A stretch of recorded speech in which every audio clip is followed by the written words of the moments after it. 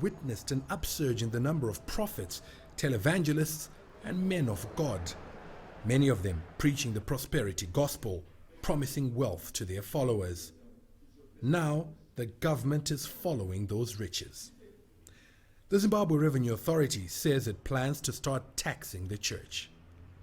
The umbrella body of churches agrees that what belongs to Caesar, or the taxman in this case, must be rendered to him, but argues collecting revenue from churches previously exempt because they are considered welfare organizations could open up a can of worms.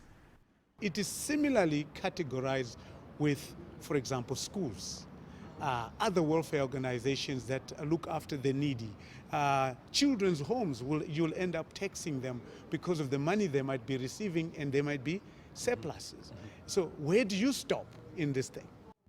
However, with a career as a man of the cloth becoming a popular option here, there are some with different opinions. I can understand where the government is coming from. Our churches, some of them have ceased to be churches, to be charities. If you look, for example, there's this PhD ministries who are now into property development and so forth. That's a business. And the business, the money came naturally from the tithe of the people, but it's now a corporate. So a company must be taxed. But it could be difficult to trace every dollar. By and large, the church is informal. I guess it is because of the publicity recently that part of the church has got. Even that publicity that has come about, if the taxman follows through, it is very informal by nature. The bulk of the church does not account back to the congregants. But isn't that something as EFZ you should be worried about and should be doing something about? In our code of ethics, these are things that we are now saying we must.